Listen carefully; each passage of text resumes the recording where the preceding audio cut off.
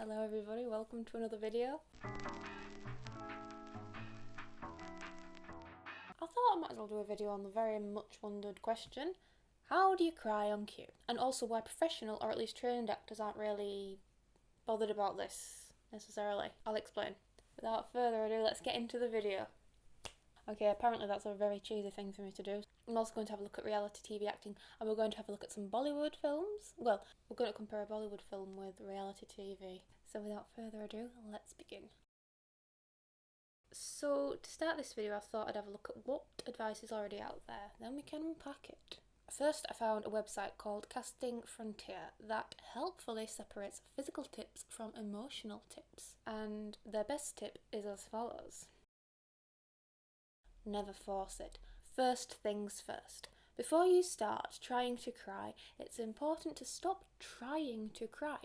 That may sound counterintuitive, but if you start from the perspective of, I need to cry, how can I make myself cry? Chances are you've shot yourself in the foot already. That's a metaphor. Well, it's not a metaphor, is it? It's like it doesn't matter. Let go of the pressure, and instead of focusing on the end result, focus on the emotional truth of the moment. I agree. Tears should be the byproduct and not the goal. Even crying is a byproduct and not the goal. As I've said in a previous video about accessing intense emotions, in moments of such intense emotion, it's more realistic to play away from it. In other words, play the opposite. If you want to play a character who's crying, you don't just cry, you play hold back tears. I mean, if you think about it, somebody crying doesn't usually let it all out. They hold back tears. Crying is a last resort. Of course, this isn't to say that you don't cry when acting. You just have to think about crying in a certain way if you want to appear realistic. And I think that's the crucial term here, crying realistically. That's the focus, isn't it? That's what people want to know how to do. Tears should be seen as expulsions of excess energy and therefore should always be a byproduct, not a goal. If you make these byproducts a goal, then the intense emotion that accompanies these byproducts is lost because it's simply not being accounted for. All you're left with are the empty byproducts and it'll look like you're faking it. If you really think about it, people rarely let their inner emotions show, especially when there are tense emotions involved. People hold back tears. If you think about it, they even act brave when they are scared. So when people are sad, they try to hide it usually. When people are drunk, they try to appear sober. Another tip out there is to keep hydrated. This actually seems silly, but it's true actually. If you've ever found yourself crying in real life a lot, you'll find that after a while you run out of tears. If you're still so upset that you have to continue crying, you'll end up crying without any tears coming out. That just means you're dehydrated. Once you rehydrate, you'll find that actual tears return. Likewise, if you want to summon tears in your acting, you have to be hydrated so that there are the potential for tears in the first place. I was in a short film once where I knew I had to cry on cue, and I found that being hydrated really helped. When I was less hydrated, it was much harder to feel the tears in my eyes. This isn't to say that my goal was tears, but when I'd reached the appropriate headspace where tears were possible, I wanted to make sure I was hydrated enough for them to appear. Another tip I found online is the mention of the menthol method. I've seen this done on soaps when I've worked as a supporting artist. On soaps, there's not a lot of time to get into the appropriate headspace, sometimes, and so actors use menthol near their eyes to make them water or go red, and sometimes to look like you have been crying. It's not something you can do easily.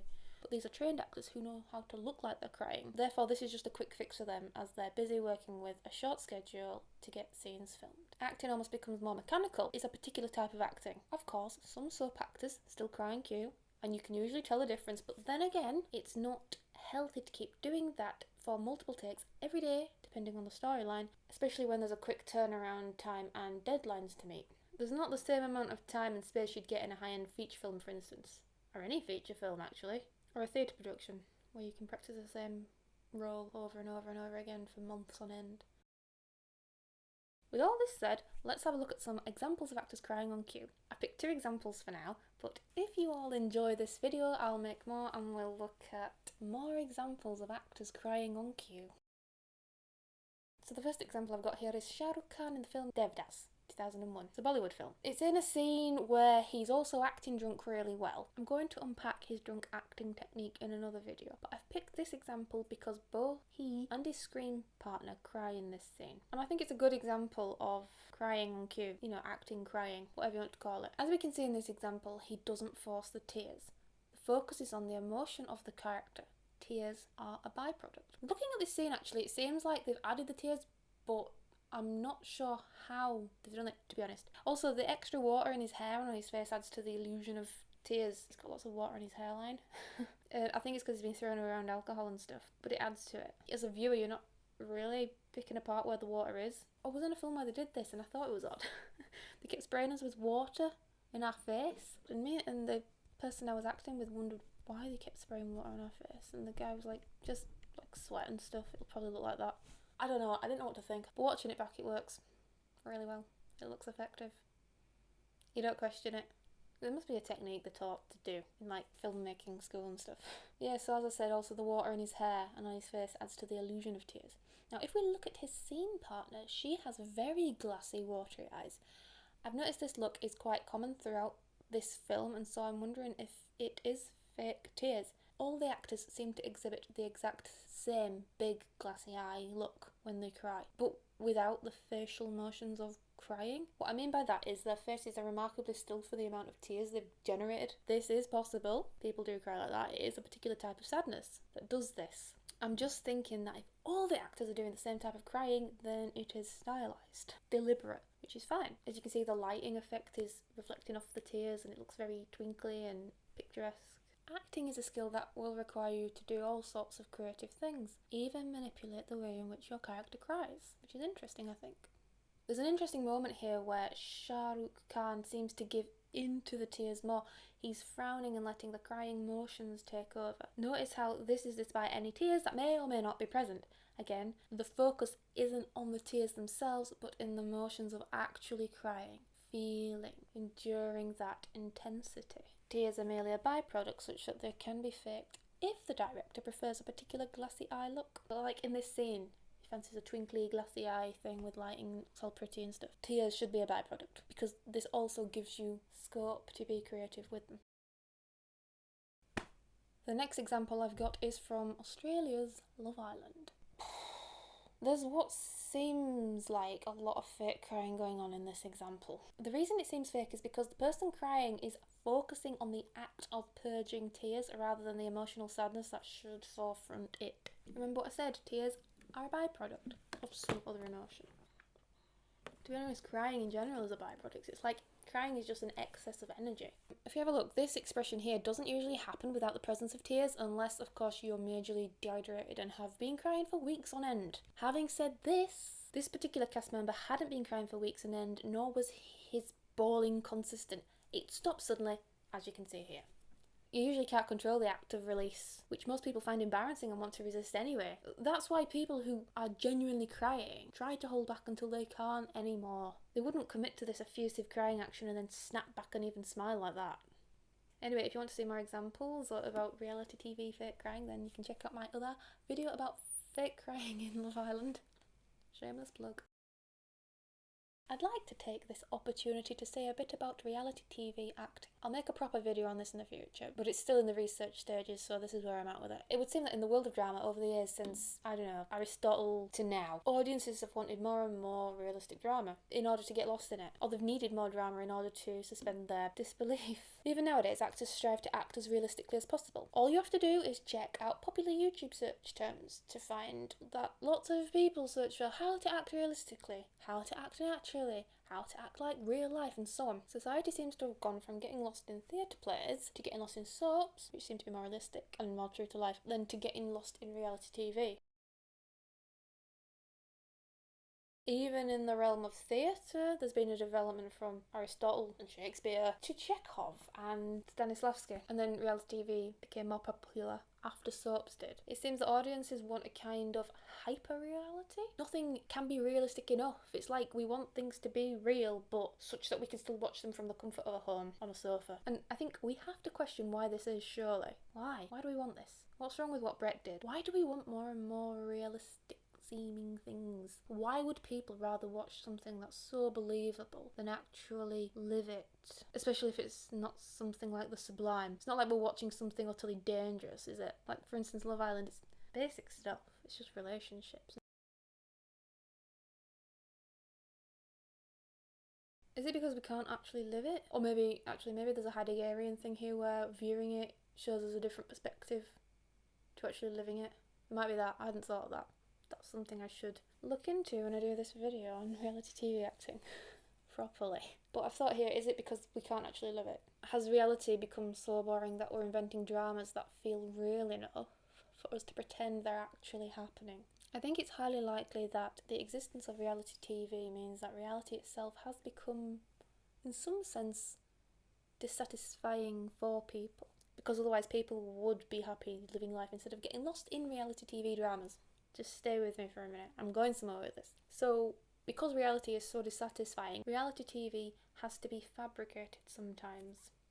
It does, doesn't it? Which in turn suggests that reality on its own is not good enough to be watched it's not good enough to be watched on TV, and therefore not good enough for an audience to get lost in, right? Ergo, there is such a thing as reality TV acting. And I find reality TV acting interesting because the aim is to make it look like it is really happening and not acting at all. But there is some acting going on.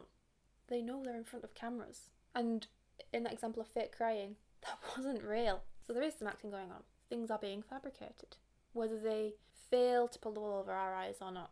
However, in moments where we, the viewers, realise a cast member is faking crying, for example, it doesn't disenchant us because we're under the understanding that this is reality TV. Instead, we perceive that cast member trying to fool the viewers and the other cast members in the show, and as such we interpret that act of fake crying not as bad acting, but as part of the drama of the show itself. The focus is on the audacity of this cast member to try to pull the wool over our eyes and everyone else's in the show. In actuality, all the cast members are aware that there are cameras on them, and so everything they do is done with this awareness. Think about it, if you knew you were being watched, wouldn't you act differently? You'd put on that version of yourself that you'd want viewers to perceive, right? As such, none of it can be said to be real. It's reality TV. Everyone knows they're being watched, and often things are directed. This is true, often things are directed, and you can tell if you watch Love Island, you can just totally see that a certain conversation is happening because the director has said, you need to chat about this now. Watch it, see if you know what I mean. Now, of course, reality TV is a tricky area because it does cross over into real life. And this can get quite serious, actually. There have been instances where cast members on Love Island, for instance, have fallen in love. And you can see that they are genuinely upset.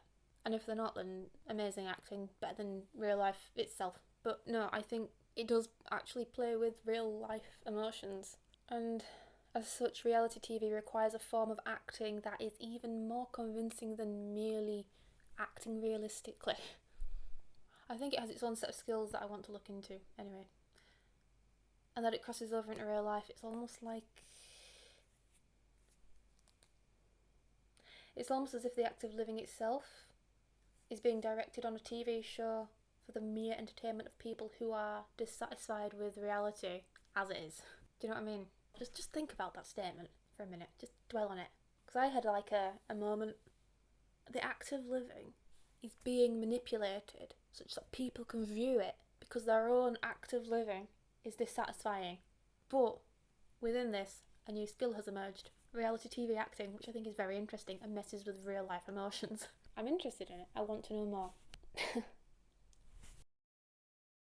So, main takeaway points of this video. Bit weird. So today's video has been about crying on cue, but also comparing a Bollywood film with reality TV, and then I sort of diverged into what reality TV acting is. I looked at two examples that required two types of acting styles. One was a Bollywood film where everything was stylised and required particular visuals. In this example, the acting was good, I'd say. Well, it's good because the audience is capable of feeling moved by the performance. The sadness comes through, and it's clear the actors understand their characters' situations and emotions. Very good textbook acting, great for the screen, perfectly directed. We could get moved and sucked in, audience could find catharsis. Yeah, good. The second example was from a reality TV show that required what I'm calling reality TV acting.